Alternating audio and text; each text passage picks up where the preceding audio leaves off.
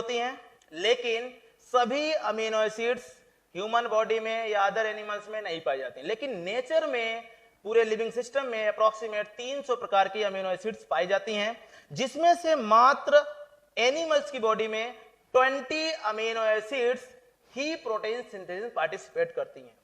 ये 20 amino acids भी हमारी बॉडी में यानी ह्यूमन की बॉडी में अवेलेबल नहीं होती हैं, जिसमें से 10 अमीनो एसिड्स हमारी बॉडी स्वयं प्रिपेयर कर लेती है, लेकिन जो 10 अमीनो एसिड्स होती हैं वो हमें बाहर से फूड के सोर्स के थ्रू लेना पड़ता है, और ऐसे अमीनो एसिड्स को हम एसेंशियल अमीनो एसिड कहते हैं, ठीक है ना। और जो अमीनो एसिड्स हमें फूड के माध्यम से लेनी होती है उन्हें एसेंशियल कहते हैं, लेकिन जिन अमीनो एसिड की सिंथेसिस की मैकेनिज्म हमारी बॉडी में स्वयं पाई जाती है, स्वयं प्रिपेयर करते हैं, वो अमीनो एसिड हमारी नॉन एसेंशियल अमीनो एसिड कहती हैं। तो पहला क्लासिफिकेशन इसी बेस पे है कि जो कौन सी अमीनो एसिड हमारी बॉडी के द्वारा प्रिपेयर होती हैं और कौन सी अमीनो एसिड बॉडी में प्रिपेयर नहीं होती हैं। तो देखते हैं, सबसे पहले on the basis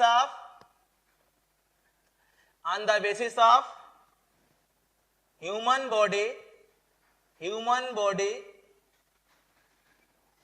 prepared amino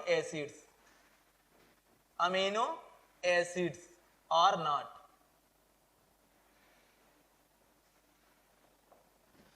अब यहां पर देखेंगे हम लोग कि ह्यूमन बॉडी कौन सी अमीनो एसिड बना पाती है या नहीं, ठीक है। तो देखते हैं, सबसे पहले हम जो हमारे अमीनो एसिड्स हैं वो दो तरीके की हो जाती हैं।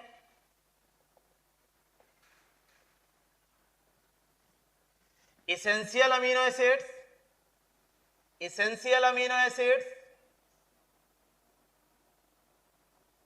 And non essential amino acids, ठीक है। अब देखेंगे हम लोग एसेंशियल के बारे में।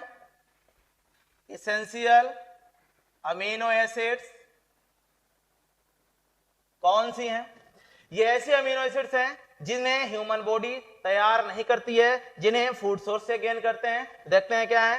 These amino acids are gain through food. कौन कौन सी होती हैं? दीज आर 10 इन नंबर, ये 10 होती हैं। कौन कौन सी हैं? देखिए, इसके लिए शॉर्टकट है VIHALPMT,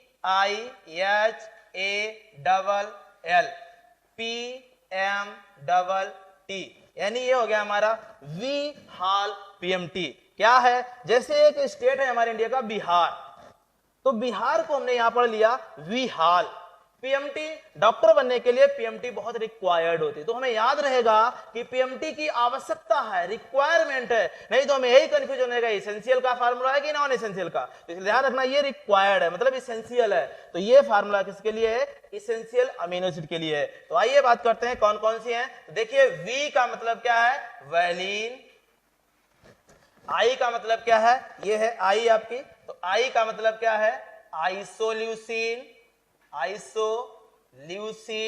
नेक्स्ट आता है H का मतलब क्या है? हिस्टिडीन। नेक्स्ट आता है आपका A, यहां देखते हैं AALLPMT, ठीक है ना। अभी आपने देखा V का वैलीन था, I आइसोल्यूसिन, H हिस्टिडीन। अब देखेंगे हम लोग A है आपके आर्जिनिन, L है आपका lysine, L leucine, P phenyl alanine, M methionine,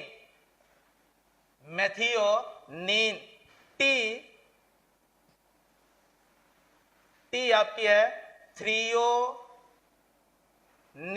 और T है आपकी ट्रिप्टोफैन। तो इस तरीके से ये है हमारी 10 अमीनो एसिड्स। काउंट कर सकते हैं 1 2 3 4 5 6 7 8 9 10। ये 10 अमीनो एसिड ऐसी हैं जो हमारी एसेंशियल अमीनो एसिड हैं और हर बार एग्जाम में कभी ना कभी ये जरूर पूछ जाती हैं। वी का वैलिन है, आइसोल्यूसिन है, हिस्टिडीन है, आर्जिनिन है, लाइसिन है, ल्यूसीन है, फेनाइलएलानिन, मेथियोनिन, थ्रियोनिन और ट्रिप्टोफैन। हमें इसेंशियल अमीनो एसिड के बारे में याद रख, नॉन इसेंशियल अमीनो एसिड याद रखने की कोई जरूरत ही नहीं है, क्योंकि कभी भी जब भी क्वेश्चन आएगा इसेंशियल या नॉन इसेंशियल के लिए आएगा। अगर आपसे इसेंशियल पूछा जाएगा तो 3 ऑप्शन में नॉन इसेंशियल होगा और एक इसेंशियल होगा जो कि आपको याद होगा, आप टिक कर लेंगे। और अगर आपसे नॉन एसेंशियल पूछा गया तो उसमें से 3 एसेंशियल होंगी और एक नॉन एसेंशियल होगा, तो उसमें 3 आपको याद होंगी और जो याद नहीं है समझिए वही आपको क्या होगी, नॉन एसेंशियल। तो उसको याद रखने की कोई जरूरत नहीं है, हमने एसेंशियल को याद रख लिया है और नॉन एसेंशियल को याद करने की कोई जरूरत नहीं है। ये था हमारा पहला क्लासिफिकेशन, ठीक है ना। अब देखेंगे हम नॉन एसेंशियल अमीनो एसिड के बारे में कौन कौन सी हैं। चलिए बात करते हैं non essential amino acids. Non essential amino acids ये ऐसे अमीनो एसिड्स हैं जिनको ह्यूमन बॉडी स्वयं तैयार कर लेती है। तो कह सकते हैं दीज अमीनो एसिड्स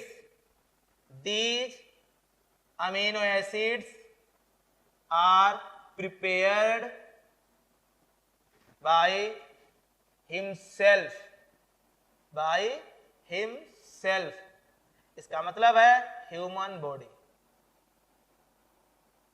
याद नहीं रखना है लेकिन फिर भी हम एक दो एग्जांपल बता देते हैं आपको। जैसे एग्जांपल के लिए हो गए हमारी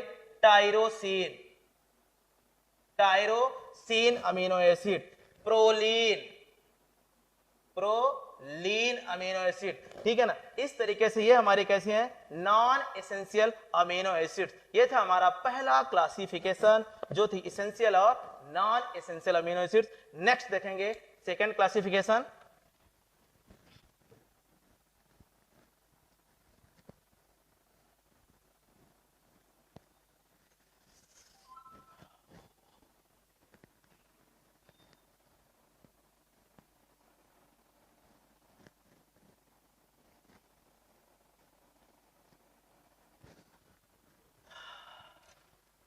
अब हम लोग देखेंगे इनके डिफरेंट स्ट्रक्चर, प्रॉपर्टीज, फंक्शन के अकॉर्डिंग, इनके केमिकल स्ट्रक्चर के अकॉर्डिंग, कंपोजिशन के अकॉर्डिंग कई तरह क्लासिफाइड किया गया है। तो चलिए सबसे पहले बात करते हैं हम लोग एसिडिक अमीनो एसिड्स की।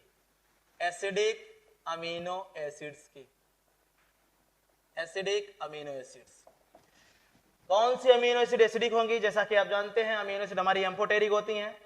एम्फोटेरिक अमीनो एसिड वे होती हैं जिनमें NH2 ग्रुप और COH ग्रुप दोनों इक्वल नंबर में होते हैं, तो उन्हें क्या बोलते हैं, एम्फोटेरिक। लेकिन यहां पर बोला गया एसिडिक, तो इसका मतलब है यहां पर ये ऐसी अमीनो एसिड है जो एसिडिक कैरेक्टर शो कर रही हैं, यानी बेसिक कैरेक्टर के साथ साथ एसिडिक मोर कैरेक्टर रिप्रेजेंट करें। इसका मतलब कार्बोक्सिलिक ग्रुप सिंगल नहीं, एक से ज्यादा होगा जो कि एल्किल ग्रुप में अवेलेबल होगा। तो कह सकते हैं these amino acids having more than one carboxylic group, one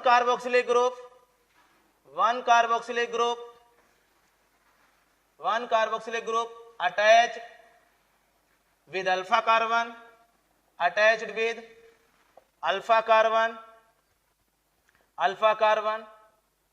and other attached with carbon of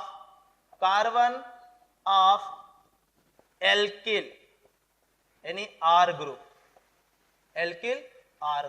example के लिए aspartic acid,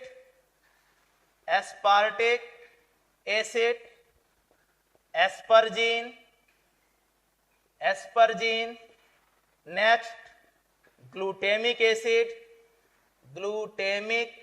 acid and next आता है ग्लूटेमाइन। ठीक है, ये 4 अमीनो एसिड ऐसे हैं जो हमारी एसिडिक है। एस्पार्टिक एसिड है, एस्परजीन है, ग्लूटेमिक एसिड है, ग्लूटेमाइन है। अभी हम इनका स्ट्रक्चर भी देख सकते हैं। चलिए एस्पार्टिक एसिड का स्ट्रक्चर देखते हैं। ये कार्बन है, इधर हो जाएगा COOH, ये हमारा कार्बोक्सिलिक एसिड हो गया। इसके ध्यान रखिएगा लेफ्ट साइड में ऑलवेज NH2 लगाएंगे हम। अमीनो एसिड का स्ट्रक्चर जब भी ड्रा करेंगे उसके राइट साइड में COOH ग्रुप यानी कार्बोक्सिलिक ग्रुप हमारा राइट साइड में होगा और लेफ्ट साइड में NH2 ग्रुप लिखेंगे और ऊपर हाइड्रोजन ये हमारा R हो जाएगा। इस तरीके से ये हो गया हमारा एक general formula of amino acid. ये क्या हो गया हमारा general formula of amino acid. लेकिन आपको तो ड्रा करना है क्या एस्पार्टिक एसिड। तो एस्पार्टिक एसिड में क्या होगा, देखिए इसका फार्मूला होता है एस्पार्टिक एसिड का, structure of aspartic acid. Aspartic acid क्या होगा इसके बारे में देखेंगे। जो हमारा जनरल फार्मूला है बस हमें R को चेंज करना है, अमीनो एसिड चेंज हो जाएगी। क्या होता है इस तरीके से, ये कार्बन, हाँ ये हमारा अल्फा कार्बन है तो इस पे हम स्टार बना सकते हैं। और ध्यान दीजिएगा ये जो हमारा स्टार बना हुआ है ये कार्बन यहां पर कायरल कार्बन एटम है। कायरल जो की प्रॉपर्टी होती है ऑप्टिकल आइसोमेरिज्म की रिक्वायरमेंट, ठीक है ना। इसलिए कह सकते हैं जितनी अमीनो एसिड होती हैं all amino acids are optically active except one. अगर आपने R इक्वल टू हाइड्रोजन ले लिया और अगर R इक्वल टू हाइड्रोजन ले लेते हैं तो वहां पर कायरन की कायरलिटी जो होती है वो खो जाती है और ऐसे अमीनो एसिड ऑप्टिकली इनएक्टिव हो जाती है। तो सबसे पहले हम एस्पार्टिक एसिड के बारे में देखेंगे, बाद में जानेंगे कायरलिटी ऑप्टिकली एक्टिव और ऑप्टिकली इनएक्टिव अमीनो एसिड के बारे में। देखते हैं ये हमारा अल्फा कार्बन है, इस पे COOH ये कार्बोक्सिलिक एसिड हो गया, ये NH2 हो गया, ये H हो गया और यहां हमें R को चेंज करना है तो R की जगह पे क्या होता है यहाँ पर CH2COOH हो गया। और इस तरीके से ये जो कंपाउंड बनकर तैयार हो गया ये हो गया हमारा एस्पार्टिक एसिड। अगर हम बात करें ग्लूटेमिक एसिड की तो जो ग्लूटेमिक एसिड होगा वो क्या होगा उसकी बात कर लेते हैं। स्ट्रक्चर ऑफ ग्लूटेमिक एसिड, देखिए स्ट्रक्चर ऑफ ग्लूटेमिक एसिड कैसे होता है। अभी हमने यहां पर देखा था structure of aspartic acid. Aspartic acid और ग्लूटेमिक एसिड दोनों में डिफरेंस क्या है, सिर्फ R ग्रुप में ही डिफरेंस है। तो आइए ड्रा करते हैं structure of glutamic acid. Glutamic acid जो हमारा एस्पार्टिक एसिड है ये डाई कार्बोक्सिलिक अमीनो एसिड है, ऐसे ही ग्लूटेमिक एसिड भी हमारा कैसा होगा डाई कार्बोक्सिलिक एसिड होगा, बस डिफरेंट किसमें होगा ये R ग्रुप ही थोड़ा सा वेरी करेगा। देखिए क्या वेरिएशन होता है देखते हैं उसके बारे में। COOH ये हो जाएगा NH2 ये हो जाएगा H। अब यहां पर ध्यान दीजिए इसमें 2 कार्बन का एल्किल ग्रुप लगा हुआ है। अब यहां पर जो हमारा एल्किल ग्रुप होगा यानी R ग्रुप होगा वो 3 कार्बन का होगा। क्या होगा CH2CH2COOH। तो इस तरीके से इसमें ध्यान दीजिएगा डाई कार्बोक्सिलिक एसिड है और ये एसिडिक अमीनो एसिड है। क्यों है एसिडिक अमीनो एसिड इसको भी देख लेते हैं। देखिए ये एसिड हो गया, ये बेस हो गया, इस एसिड की एसिडिक प्रॉपर्टी को यह बेस न्यूट्रल करेगा, लेकिन ये एसिड तो अभी भी अवेलेबल है इसलिए ओवरऑल ये अमीनो एसिड कैसी होगी एसिडिक अमीनो एसिड होगी। ठीक है, इस तरीके से ये थी हमारी 4 एसिडिक अमीनो एसिड। नेक्स्ट देखेंगे हम लोग बेसिक अमीनो एसिड के बारे में। आइए देखते हैं बेसिक अमीनो एसिड्स। अब हम देखेंगे बेसिक अमीनो एसिड्स के बारे में। चलिए देखते हैं basic amino acids. Basic amino acids तो देखिए पहले जानते हैं बेसिक अमीनो एसिड क्या होती हैं। जैसे हमने एसिडिक अमीनो एसिड के बारे में जाना ऐसे ही हम देखेंगे बेसिक अमीनो एसिड के बारे में। तो क्या होगा these amino acids having more than one amine group, more than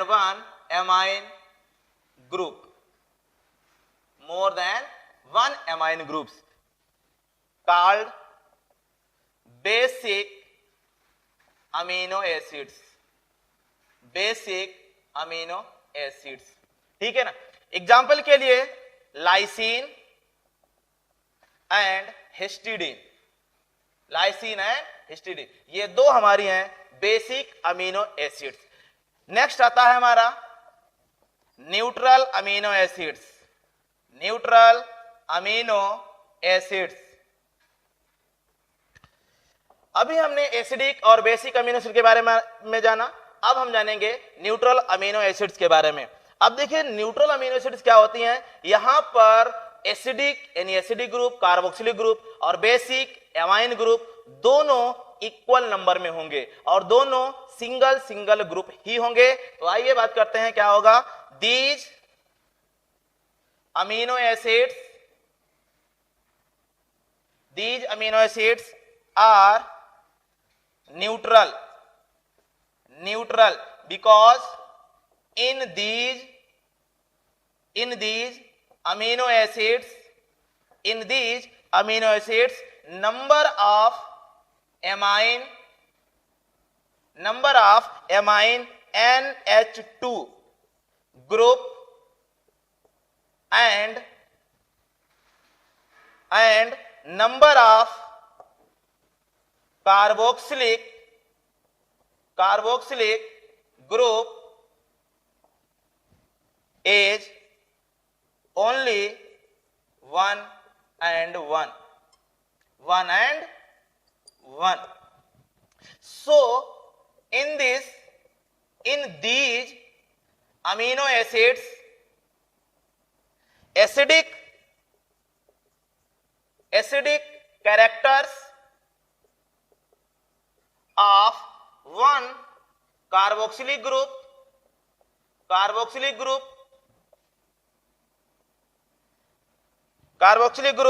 is neutralized by one amine group. Overall amino acids represents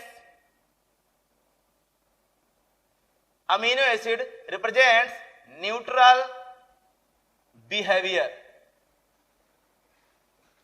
example के लिए देखते हैं ग्लाइसिन, एलानिन,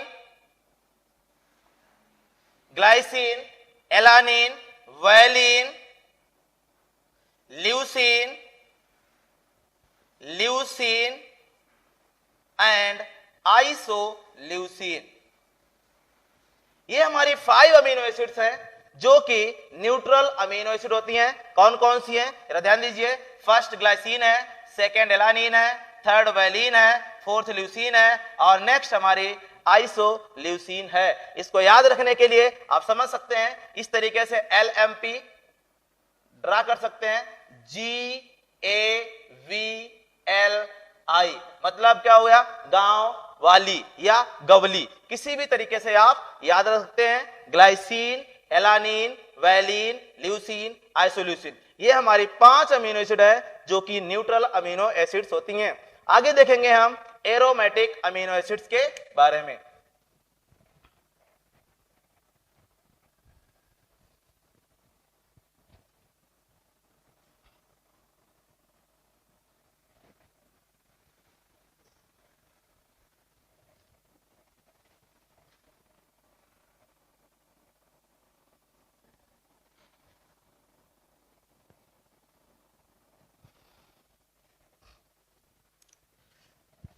अब देखिए aromatic amino acids, aromatic amino acids, ये अमीनो एसिड्स ऐसी हैं जिनमें जो R ग्रुप होगा उसमें कम से कम एक बेंजीन रिंग पाई जाएगी या बेंजीन रिंग का डेरिवेटिव एरिल ग्रुप होगा। एल्किल की जगह पे क्या होगा, एरिल ग्रुप होगा, तो वो हमारे एरोमेटिक अमीनो एसिड कहलाएंगे। तो कहेंगे हम इन these amino acids R is aryl, means benzene derivative।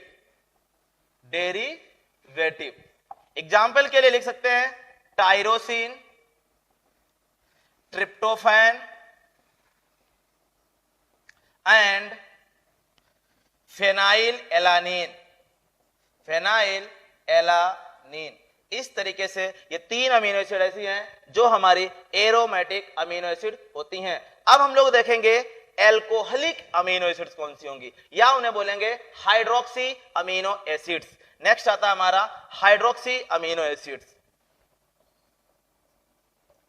Hydroxy amino acids, ये ऐसी अमीनो एसिड्स होंगी जिनमें आर ग्रुप जो होगा वो हाइड्रोक्सी डेरिवेटिव होगा। तो कह सकते हैं in these amino acids are means alkyl group is hydroxy derivative. Example के लिए सेरीन हमारे हाइड्रोक्सी अमीन होती है। इसका स्ट्रक्चर देख सकते हैं आप लोग, इस तरीके से होगा। ये कार्बन होगा, अल्फा कार्बन, इस पे carboxylic acid right hand side, और लेफ्ट हैंड साइड NH2, इधर होगा हाइड्रोजन, और यहां पे जोड़ देंगे हाइड्रोक्सी मेथिल CH2OH। तो इस तरीके से ये जो कंपाउंड होगा ये होगी हमारी सेरीन अमीनो एसिड। नेक्स्ट देखेंगे हम लोग सल्फर कंटेनिंग अमीनो एसिड्स के बारे में। आइए हम लोग देखते हैं सल्फर कंटेनिंग अमीनो एसिड के बारे में। चलिए, सल्फर कंटेनिंग अमीनो एसिड्स, ठीक है। देखिए सल्फर कंटेनिंग अमीनो एसिड क्या है, मैंने पहले बताया हुआ है कि वैसे तो अमीनो एसिड्स में कार्बन, नाइट्रोजन, हाइड्रोजन और ऑक्सीजन 4 एलिमेंट ही होते हैं, लेकिन कुछ अमीनो एसिड्स ऐसे भी हैं जिनमें या जिनके स्ट्रक्चर में सल्फर भी इंक्लूड होता है। 20 अमीनो एसिड्स जो कि हमारी प्रोटीन सिंथेसिस में पार्टिसिपेट करती हैं, उनमें 2 ऐसी अमीनो एसिड हैं जो सल्फर भी रखती हैं या जिनके पास सल्फर भी होता है। तो देखिए क्या होता है, इन these amino acids sulfur also present in their structure. This sulfur participates in the formation of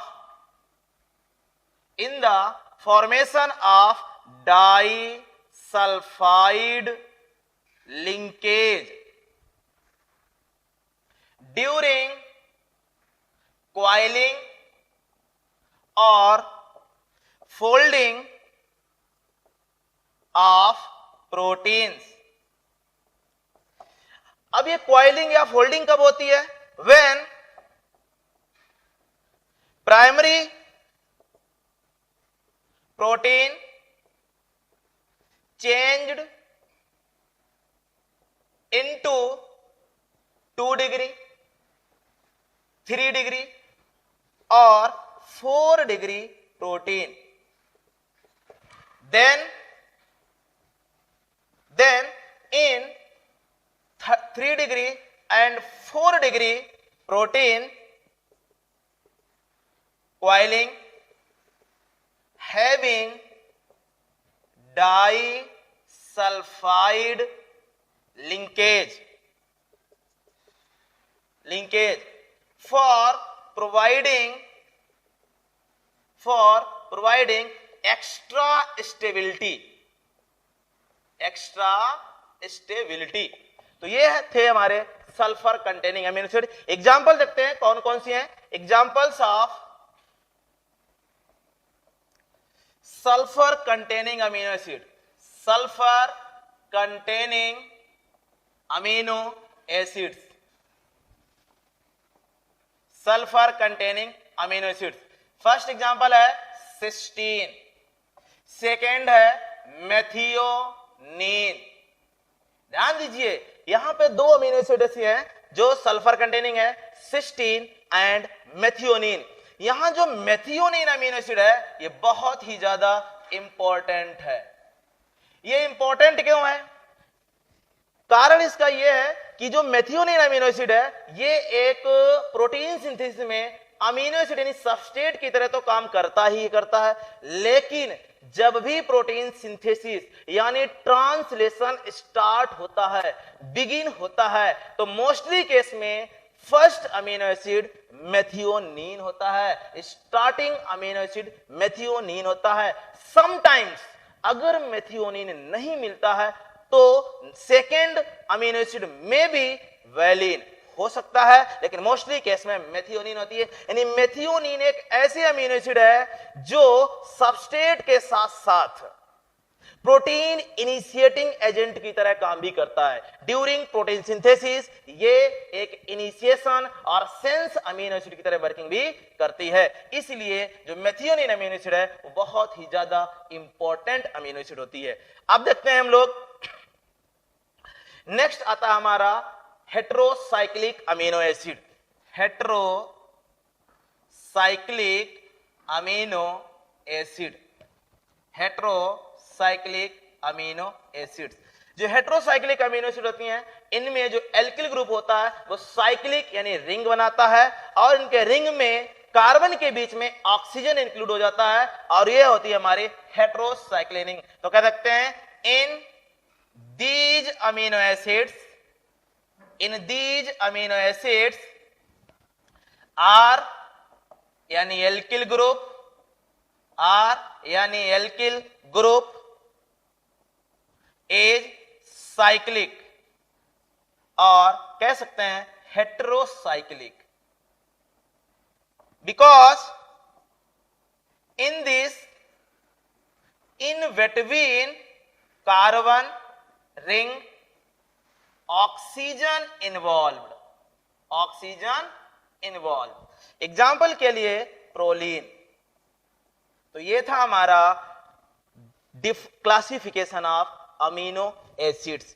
अब हम लोग कुछ अमीनो एसिड्स के केमिकल स्ट्रक्चर्स यानी केमिकल फार्मूला के बारे में जान लेते हैं, देख लेते हैं, जिनको हमें याद रखना है। कभी कभी नीट के एग्जाम में कई बार इनके स्ट्रक्चर फार्मूला देकर के उनको पहचानने को बोला गया कौन से अमीनो एसिड है या किसी अमीनो एसिड का नाम दिया जाएगा तो उसका केमिकल फार्मूला दिया जाएगा, तो केमिकल फार्मूला आपको पहचानना होगा। तो कुछ कॉमन अमीनो एसिड के हम फार्मूला आपको बताते हैं। चलिए देखते हैं केमिकल स्ट्रक्चर्स।